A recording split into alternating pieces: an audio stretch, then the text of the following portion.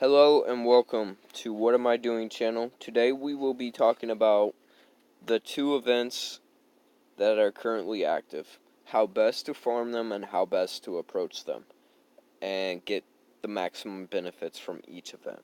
So, Defenders of the Realm, we're going to talk about dust first and foremost. Okay, so you can farm dust from scenarios, bulls, SW, ED, and outer harbinger. Now, where can you maximize the amount of dust you get per energy refill? So right now, statistically, most people will be hitting a venture.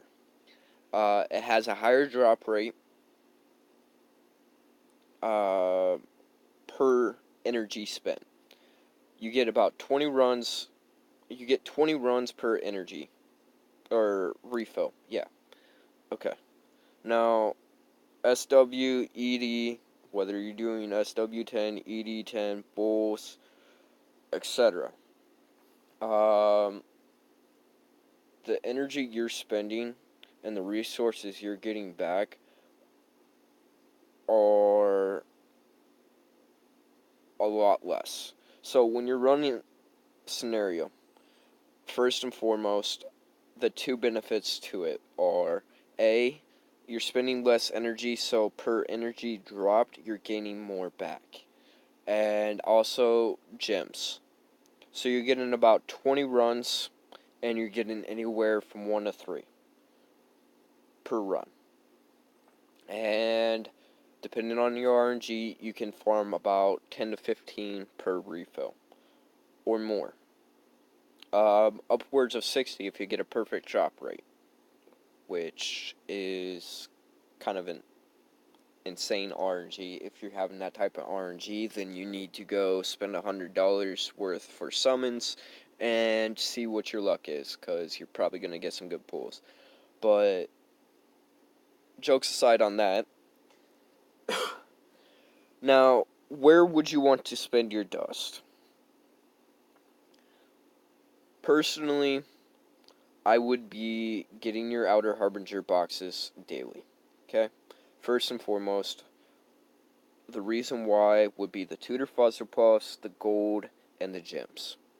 So, when you're spending, let's say, 60 to 90 a day in gems on refills to be able to start tapping into this. So, that's 3 refills. You're probably getting about 80 outer dust by the gems dropped and return from energy drops. Now, the second spot you're going to spend that dust is here on the gold because of the event. If you guys have outer champs, then outer tutor puffs.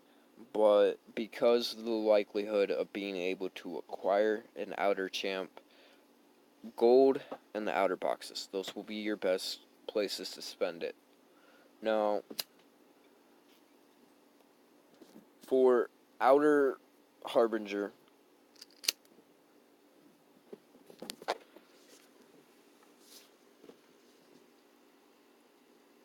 depending on your team comp, you're going to want to spend as little energy as possible for maximum amount of points. So it will take about 3 or 4 total refills if you're running 3 and 4. Running 5 and 6, it will be about 2 or 3. And 7 or 8, it will be about 1 or 2. Most people will be farming those floors. Team comps that you guys can run for Outer Harbinger while this event's live. Okay, so first and foremost, jumping into this, higher floors, you're going to want to run either a nature or light vampire with withering, or champions with withering gear. Immunity, GD for the lead. Diva, their healing output and their debuffs. Weakness is preferable, so Water Diva would be the better one to choose here. Disorient does help. My Chiyu is better geared, so I'd run her over Nature Diva, so let's just slap her in real quick. And then finally, the last spot is dependent on what stage you are farming. So if you're farming 5 and 6, it can be a damage dealer at random. 7, 8, you're going to want to run with mortal wounds, preferably. Fire Vampire will be a really good choice there. Other options would be Violet if you need some heals. Personally, I've actually been working with, let me see, where is she? Zephyra. Her first skill does mortal wounds. You stack on withering. Build her a little bit slower. But you want to have enough attack speed where she's popping off the 8 attacks to make withering work. So that's the basics to that team. There are other champs, Fire Dino being one, providing mortal wounds and marks. Let's see, what else do we have? Immunity can be switched around for another healer if need be. The bees, if you guys had gotten any of the queen bees, will be good choices as well. Avoid cooldown reductions and OGD and fast champs like the BMs, and if your light AAs are geared to be speedy, try avoiding those as well. Harlow would technically be an okay choice on the earlier stages for the defense break, the attack raise, etc. Some people do use Rhoda in these comps, so those are a couple choices you guys can use. I'm pretty sure that covers the Outer Harbinger event. Now, we're going to jump into the gold spending event. That is what our real focus is today. And that's going to be a little tough cookie. So, for the war funding event, it is ranked. To accomplish it in the 14 days, you're wanting to spend 3.5 million a day. And I'm assuming that, yes, that would be an Outer Harbinger champ. So they don't have the actual portrait for the champ. That's kind of interesting to know at this point. Okay, so going into this, these are the rewards. The 5 mil won't be too hard. Going into the stretch goals, LD Nat 4 or 5 star are the big rewards, and then a guaranteed Nat 5 of our BG, red, blue, green. Okay, so now, how would you most effectively gather your gold? Okay, so first and foremost, again, we're going to go back to the Outer Harbinger event. Okay, daily, making sure you get your dust, your 120 outer dust on this. You have the chance at the 200k gold. And then over here will be another place to get some gold. Okay. So this weekend we are looking at a 2 times gold boosting event that will be coming up. Now jumping out of this real quick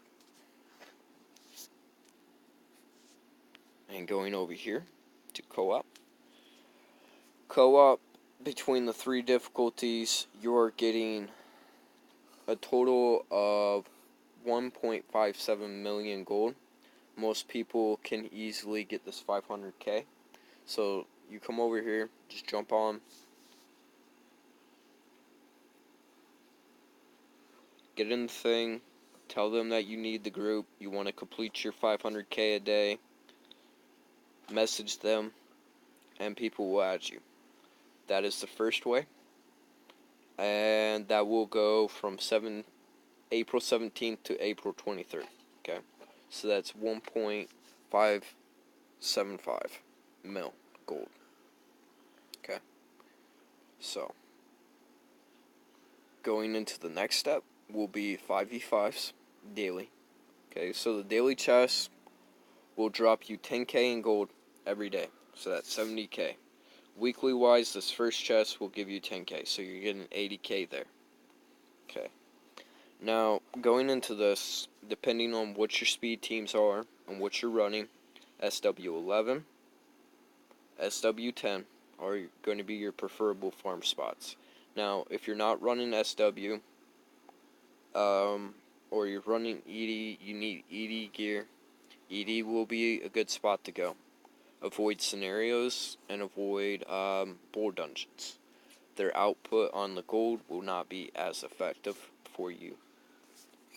Another thing that you guys will be able to use to your guys' advantage, it's not guaranteed yet, but Kof should be starting this weekend on 2x gold.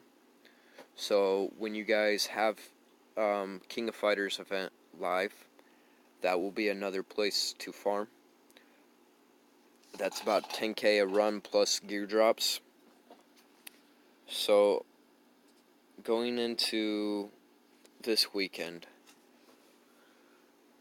make sure to run your SW10, SW11 speed teams, and maximize as much gems as you can into that day.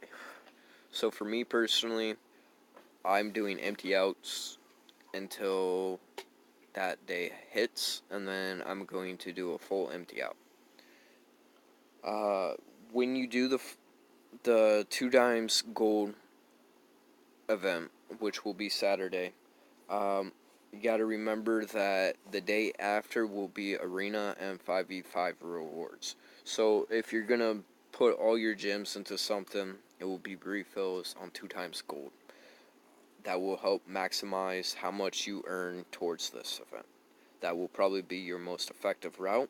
And then the next day, you guys can probably about 100 gems, 120 roughly, 3 or 4 refills into rush hour, and you guys can get your gems back. And if you actively participate in that, you know, Master 3, Gold 1, wherever you guys are going, you guys can get your gems refunded pretty much by actively participating in that. Same with 5v5.